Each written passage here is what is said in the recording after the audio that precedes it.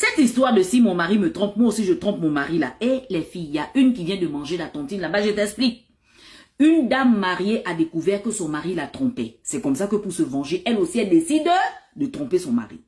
Sauf que quand elle décide de tromper son mari, c'était avec un autre homme marié. Donc l'autre homme marié, elle là, ils ont commencé à se voir. L'amour est devenu fou. Tous les soirs, ils étaient ensemble. Les week-ends ensemble. Ils voyageaient même ensemble dans les hôtels partout.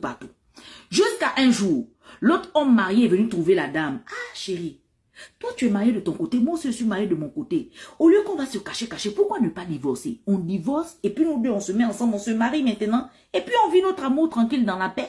La dame dit, ok, il n'y a pas de problème. La dame était la première à commencer. La dame va dans son foyer. Elle voit son mari là-bas, elle appelle son mari, elle dit à son mari que, ah chérie, tu te rappelles quand tu m'avais trompé là?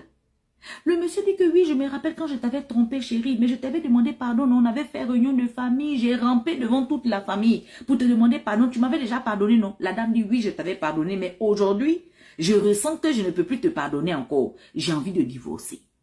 C'est comme ça que le monsieur dit que, ah, comment toi tu vas me divorcer à cause de ça? Je demandais pardon, on a déjà fait les assises, j'ai payé l'amende. La dame dit que non. La dame insiste maintenant. Elle dit que non, elle ne peut pas accepter. Elle veut que divorcer. Le monsieur a fait encore appel à une autre réunion de famille pour demander pardon parce qu'il ne voulait pas que sa femme divorce. Malgré tous les pardons, la femme dit que non, elle veut forcément divorcer. Les gens de la famille, ils ont dit au monsieur que ok, si elle veut divorcer, on ne peut pas l'attacher. Il faut la laisser qu'elle va divorcer. C'est comme ça que la dame a divorcé. Elle est partie se mettre en famille là-bas. On attend maintenant du côté du monsieur de l'autre côté. Lui aussi doit maintenant demander le divorce à sa femme là-bas. Depuis que la femme est retournée en famille maintenant, le monsieur ne fait que tourner la femme. Tourner.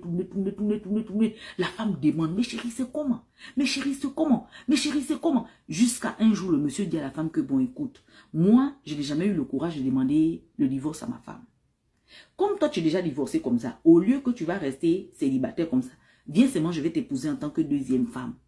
La fille, elle a eu confiance. Elle dit, ok, deuxième femme, c'est bon. Parce que le gars, déjà, même, c'est mon gars. J'ai récupéré le gars il y a longtemps. On voyageait ensemble, on se voyait les week-ends. En tout cas, l'amour fou entre le gars et moi, ça existe. Même si je rentre dans son foyer en tant que deuxième femme, là, je vais aller maîtriser là-bas.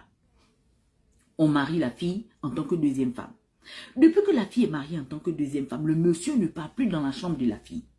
L'amour fou qu'il était en train de vivre avec la fille à l'époque, ils montent ensemble, ils descendent ensemble dans les hôtels, les week-ends, ils voyagent, tout ça, ça a disparu.